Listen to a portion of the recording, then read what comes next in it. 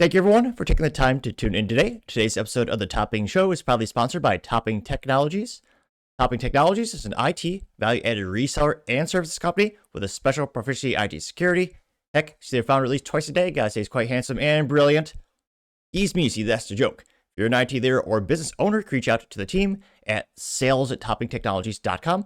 Also, still giving away a free flamethrower with every IT purchase with Picatinny rail adapters to mount it to any standard AR-15 like all awesome accessories can be. Go to toppingtechnologies.com and click the flamethrower button to learn more and see me shooting a flamethrower. And lastly, trying to get 6,000 subscribers by the end of the month, so if you can click that button and tell your friends and your enemies, I would greatly appreciate it. Now going over to the business part of the podcast, you have a vintage Acura NSX R heading up to auction. Now this brought to us thanks to Adam Easmill, who's a writer at thedrive.com, and a rare thing, we're going to talk about business news without having to have a visual disclaimer because, well, this is a work of art. The original, well, in the USA, we called it Acura because, they rebadged it for the United States or up-badged it for the United States.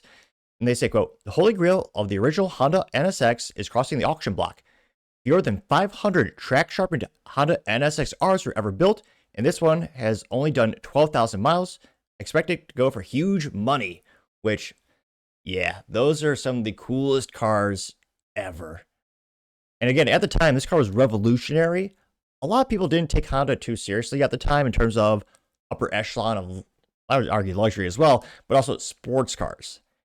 And this thing would take on those Italian stallions and pummel them to the ground. Well, they'd be able to go around the track more than 3 times, which is more than most Italian cars can do. And I'm only partially exaggerating. This was, again, revolutionary, a luxury sports car that was reliable.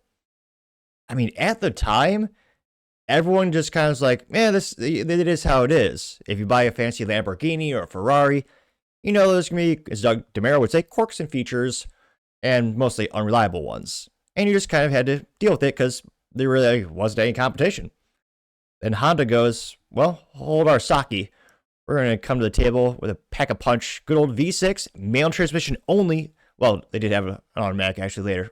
Shouldn't have, but manual transmission option, rear engine, sports car from Honda. And then again, Acura in the USA, every other country was called the Honda NSX. But I partially digress. Diving the article, getting credited to Adam Eastmill. He says, quote, you may recall a few years ago back that one extremely lucky enthusiast was able to score a recently worn Acura NSX through his job at CarMax for a mere $30,000, which, oh my God. Talk about the find of the century. Again, for cheaper than a modern Honda Civic Type R, he's getting a car that's infinitely more fun, more analog, and I would argue because of the lack of, bells and whistles and, technology, more reliable. Now they say, quote, today's story of the NSX for sale isn't quite like that. In fact, it's the complete opposite, because we're talking about the 1995 NSX R, the obligatory championship white, with a mere 12,000 miles or so recorded. The NSX, which is currently listed for sale on Breaker Trailer, is set to go to the highest bidder, and at the time of writing, granted, wrote this a little bit early for the holidays for Thanksgiving, it's already hit $388,000 after 10 bids. Sure, the price makes you wince, even if you love these cars, but it's hardly surprising. This NSX-R costs the equivalent of $92,000 when it was originally sold in Japan, adjusted for inflation.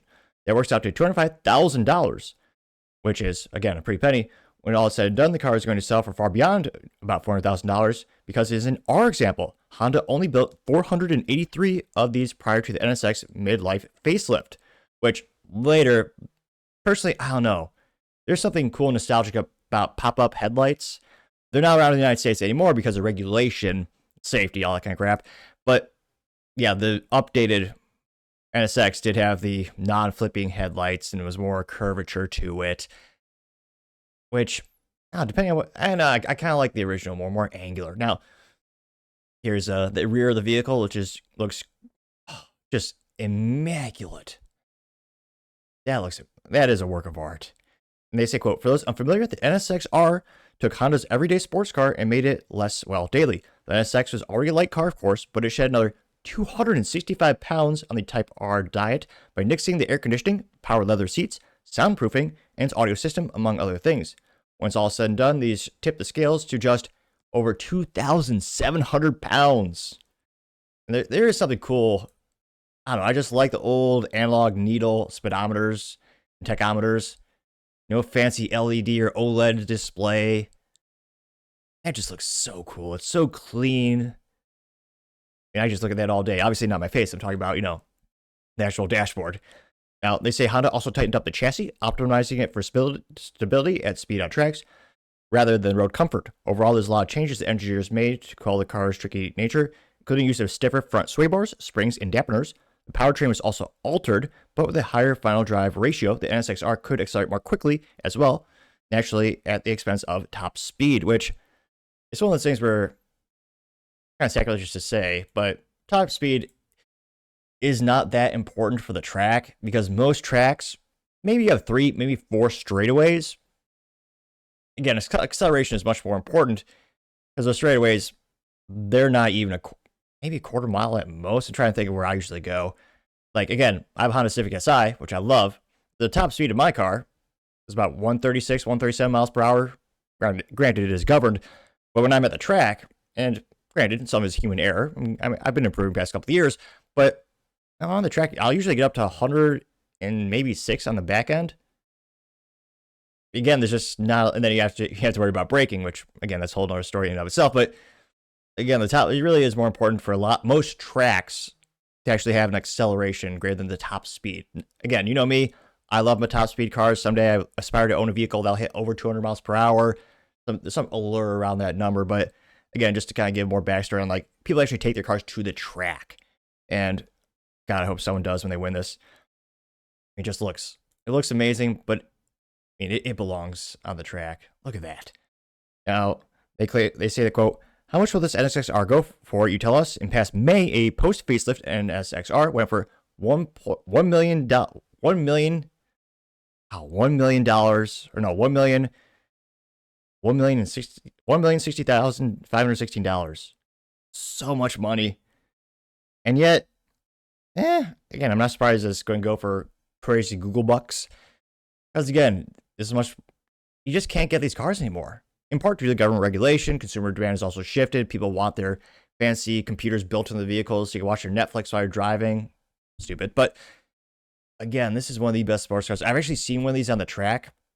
Not the R edition. Someone had a regular NSX and they themselves made it more track worthy, stripping out the sound dampening, all that crap. No one wants sound insulation. That's extra weight. Plus, I mean, you're paying to hear the engine. I don't want that in my car. I debate how much I changed my car for the track. It's basically just stock with the air intake right now. But yeah, there's something, talk about another lost opportunity in terms of all these skyrocketing value. There's a small amount of time, kind of like the Honda S2000, where the market kind of bottomed out with these vehicles. And then slowly but surely, like a roller coaster going up, more and more people are starting to realize how much of a marvel of engineering these things are, how well balanced they are, how reliable they are. And I think that's why, again, not financial advice, I think these type of vehicles will continue to go up in value because you just can't really replicate them because in modern society. But let me know your thoughts because, as always, be fascinated to hear what you have to say. Thank you, everyone, for taking the time to tune in today. Again, try to get to 6,000 subscribers by the end of the month, so you click that button. I greatly appreciate it. Also, give me a thumbs up, thumbs down, and comments. Great way to give me some additional feedback. Let me know how I can show better and better. Lastly, don't forget to take time to tell your family, tell your friends, tell your coworkers, heck, tell your enemies, and everyone. Just stay safe and fight the good fight.